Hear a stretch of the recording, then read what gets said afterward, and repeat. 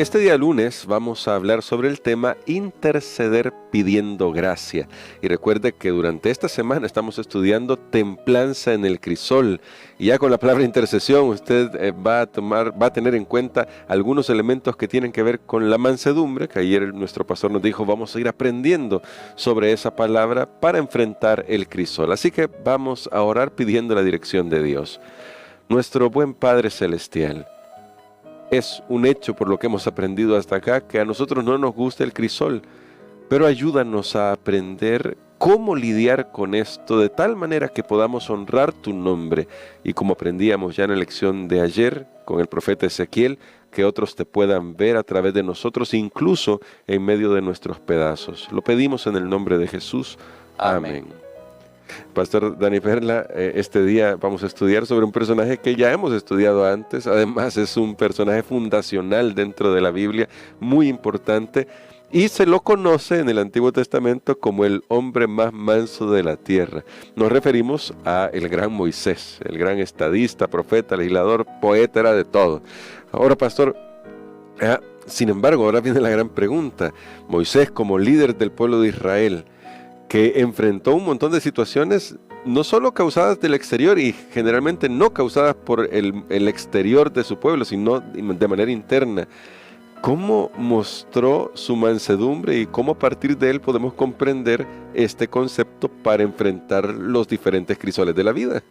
Muy bien, creo que Moisés realmente es una persona notable cuando nosotros consideramos las experiencias que él vivió y entre varias de esas experiencias, el asunto para Moisés era tener que perdonar, tener que sobrellevar las cosas que le hacían otras personas. Incluso en la Biblia se narra a su familia. Sí. En algún momento sus hermanos, Aarón y María, formaron parte pues ahí de una alianza para tratar de desacreditar el ministerio, el llamado de Moisés. Entonces eso no es fácil porque lo natural en el ser humano es reaccionar.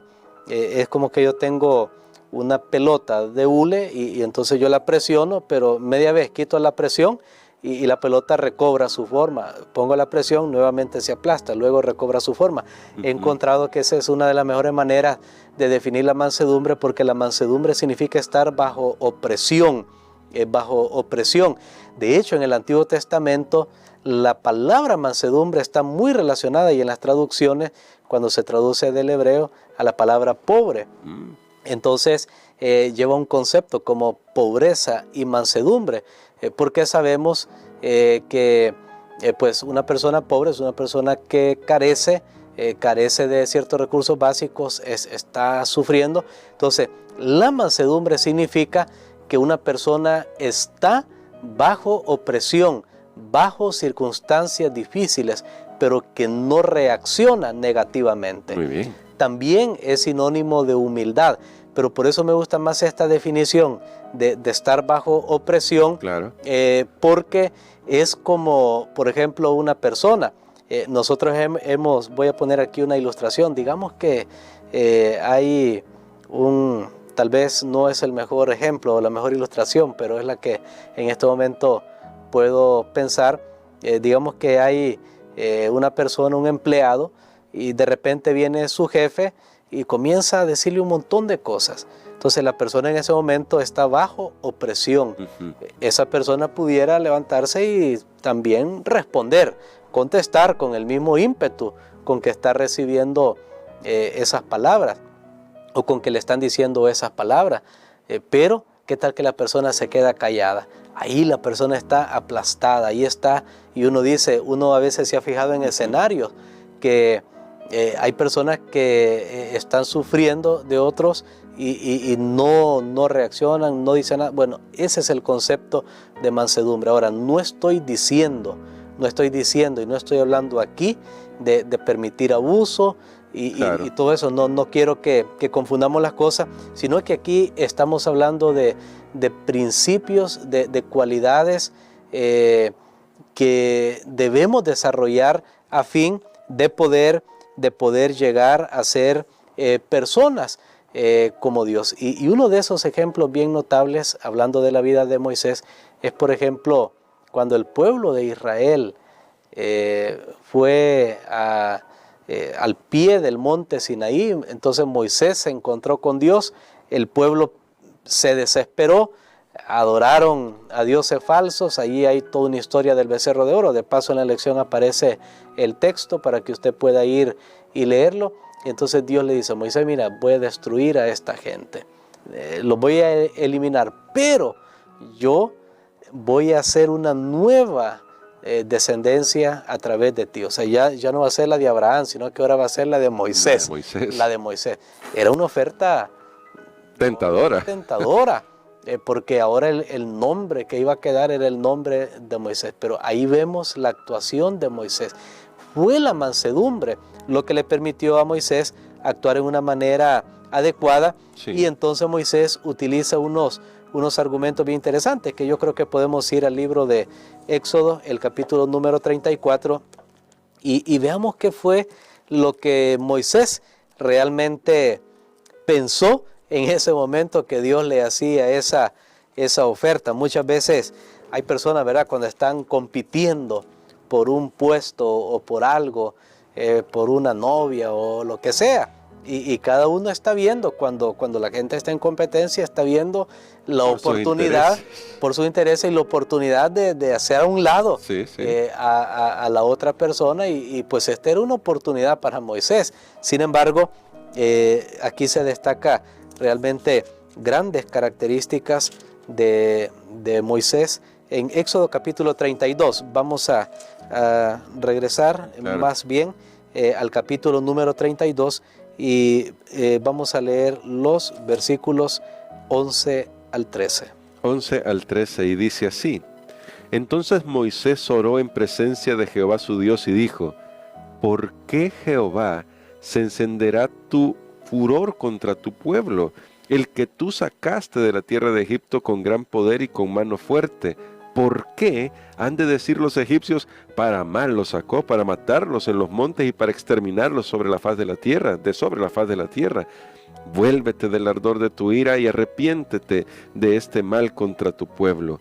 Acuérdate de Abraham, de Isaac, de Israel, tus siervos, a los cuales has dicho, o a los cuales has jurado por ti mismo y les has dicho: yo multiplicaré vuestra descendencia como las estrellas del cielo, y le daré a vuestra descendencia toda esta tierra de que os he hablado, y ellos la poseerán como heredad para siempre. Muy bien. Y tremendo, pastor, porque Moisés tenía razones como para haber dicho: bueno, qué buena noticia, y ahora me he visto todos los problemas que ya me causaron hasta aquí el pueblo. Correcto, y yo pienso que ese era un aspecto del cual Moisés pudo haber aún tranquilamente acallado su conciencia y decir: pero lo que este pueblo me ha hecho, o sea, sí, lo que esta gente me ha hecho, de verdad que aquí la van a pagar. Pero precisamente Moisés, al ser una persona mansa, eso fue lo que le permitió llegar a ser un intercesor. Amén. Porque tal como tenemos una definición al inicio de la lección en esta semana, mansedumbre es soportar los agravios con paciencia y sin resentimiento. Tremendo. Con paciencia y sin resentimiento. Después de todo lo que el pueblo había hecho, Moisés podría estar muy contento que ahora tenía la oportunidad de deshacerse de esas personas, pero Moisés jamás lo pensó, y él usa entonces esos dos argumentos. Número uno: pero Señor, si tú mismo lo sacaste, ¿qué va a decir la gente? Mira, ¿qué testimonio le vamos a dar a otras personas? Realmente hay que ser muy manso para tener esta característica. Y la otra es: pero tu promesa que le hiciste a Abraham, ¿dónde queda? El pacto. Así que Moisés ora al Señor, le da esos dos argumentos. Por supuesto, no es que Dios no tenía eso y que Moisés tiene que recordarlo o guiarlo. No, sino que más bien aquí lo que resalta es que Moisés llega a ser como Dios. Y vamos a estudiar en el siguiente día uno de esos textos interesantes de imitar a Dios. ¿Pero imitarlo en qué? porque a veces queremos imitar un montón de cosas, sí, quiero ser santo y todo eso, pero no entendemos. Para este día, recordemos eso, que Moisés realmente llega a pasar por alto todos los agravios que el pueblo le había hecho y se convierte en un intercesor. Y como dice la lección, es un intercesor pidiendo gracia. Y con eso quisiera que pudiéramos terminar la reflexión de hoy, pastor, porque uno pide gracia cuando alguien no lo merece. Es decir, si alguien mereciera la gracia, pues no tiene sentido. Es como todo marcha bien, no hay ningún problema, pero interceder por alguien que, como en el caso del pueblo de Israel, y en el caso de varios episodios, que solo hemos mencionado uno y el pastor mencionó algunos otros con la familia, se han rebelado abiertamente contra el líder de Dios, el líder puesto por Dios, y Él pide gracia para ellos vez tras vez, es sinceramente una gran lección para nosotros. ¿Cómo podemos aprender a vivir esa mansedumbre sin resentimientos, como se destacaba en la definición, pastor, pidiendo gracia por los demás? Bueno, creo que la respuesta es experimentando esa gracia nosotros primero. Amén. Recordemos que Moisés necesitó esa gracia el día que él tuvo que salir huyendo de Egipto, porque él sabía que había actuado apresuradamente contra un egipcio que estaba golpeando a un israelita y le había quitado la vida. No sabemos si fue intencional o fue pues finalmente una consecuencia de su proceder, pero eso quedó ahí en Moisés y Dios bien pudo haber dicho, jamás voy a usar para ser líder de mi pueblo a un ex asesino, porque sí. nosotros eso, un ex no sé qué, tal vez la persona ya nunca más anduvo en esas cosas, pero es ex, hizo esto, hizo allá, y tal vez una vez, porque en este caso pues Moisés una vez era que había quitado la vida a una persona, pero él entendió la maravillosa gracia de Dios y pudo dispensarla para los demás. Creo que las personas que no llegan a perdonar, a soportar el agravio, a sufrir bajo presión, como hemos hablado, es tal vez una carencia de la propia gracia de Dios en el corazón, cuando comprendemos que no merecemos nada. Porque por otro lado están las personas que les cuesta dispensar la gracia porque han vivido su vida muy rectamente, entonces ellos no entienden lo que es caer, lo que es estar hundido y cuesta muchas veces dispensar esa gracia. Pero al final todos debemos comprender que la gracia es un regalo inmerecido de Dios y que Él me lo da a mí y yo debería también otorgarlo libremente a otras personas. Amén. Vamos a orar.